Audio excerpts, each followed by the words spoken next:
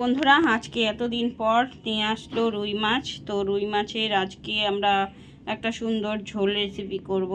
আর মাথা দুটো আছে, যে মাথা দিয়ে এই দেখো মিষ্টি কুমড়া ঘন্ট করব। এই দেখো তেল গরম হয়ে গেছে, আস্তে আস্তে এখন আমি মাছগুলো ভেজে নিই। প্রথমে গাদাগুলো দিই আর চাকাগুলো দিই।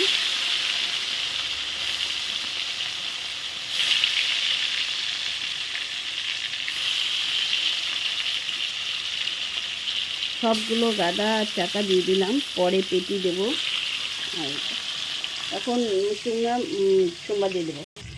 প্রথমে দিয়ে দিলাম দুটো তেজপাতা, এই যে দিয়ে দিলাম কালো জিরে,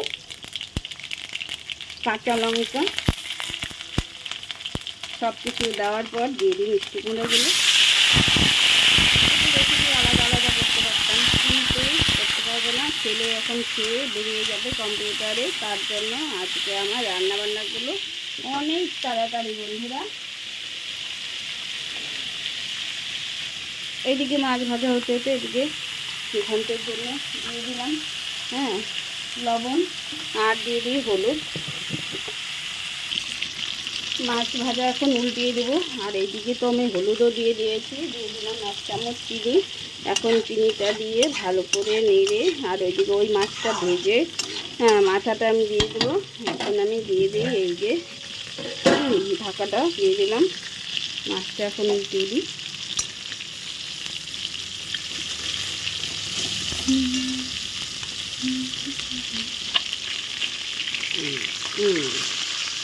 আস্তে আস্তে করে উল্টাতে হবে।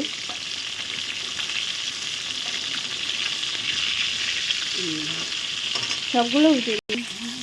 আগের মাছগুলো ভাজা যে দেখো এই তো উঠিয়ে পরে মাছগুলো দেওয়ার পরে আবার ভাজা হয়ে গেল। এখানে মিষ্টি কুমড়া এই যে ভাজা ছেলের জন্য উঠিয়ে রেখেছি, কারণ কি ও তো খাবে না। তো এখন মাথাটাকে উঠিয়ে এখানে দিয়ে দিব মিষ্টি কুমড়ার মধ্যে।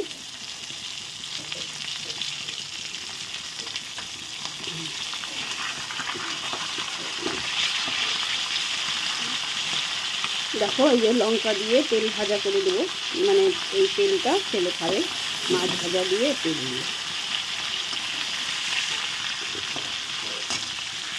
মিষ্টি কুমড়া যেহেতু অল্প তাই একটা দিয়ে দিয়েছি, আর একটা রাখলাম ঝোলের জন্য সম্পূর্ণ। এই যে আরও মাছ আছে, সেগুলোর জন্য তেল দিয়ে দিলাম।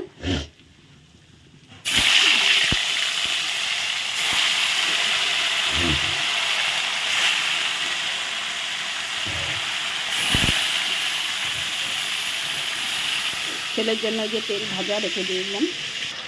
একটা মাথা দিয়ে এই দেখো ফেটলিয়ে দিলাম, আর একটা মাথা দিয়ে দিই। এই দুটো মাথায় দিই।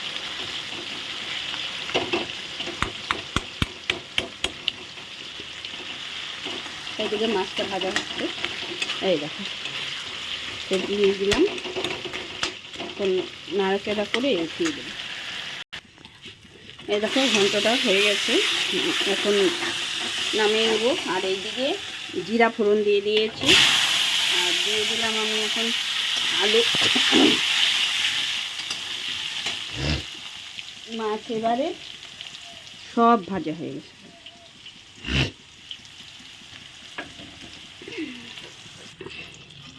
আলুগুলো দেখো যে সুন্দর ভাজা হয়ে গেছে। আর এখানে এখন যা যা মশলা লাগে সব মশলা আমি গরম জলে ভিজিয়ে রেখেছিলাম, তার সঙ্গে হলুদ লবণ সব একসঙ্গে দিয়ে দিয়েছি। এখন ভালো করে একটু কষানো হোক।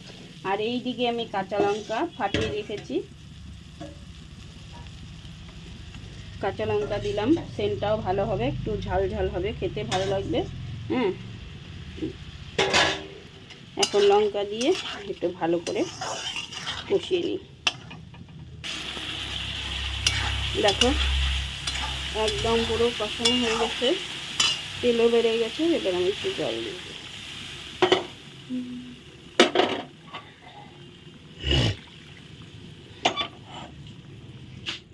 এই দেখো ঝোলটা এখন তো ফুটে গেছে, কারণ কি ছেলে খেয়ে বেরিয়ে যাবে তাড়াতাড়ি আমার।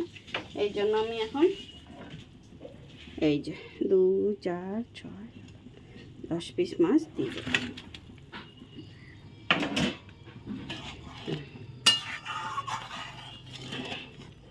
মাছ দেওয়ার পর এই যে ভালো করে ফুটুক।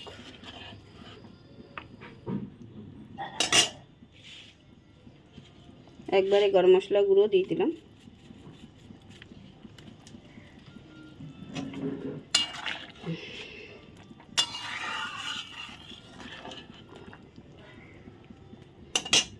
ফুটুক। এই দেখো ঝোল হয়ে গেছে, এবার নামিয়ে দেবো। মাছের ঝোলটা হয়ে গেল গরম গরম, এখন ছেলেকে খেতে দেবো। কেমন লাগলো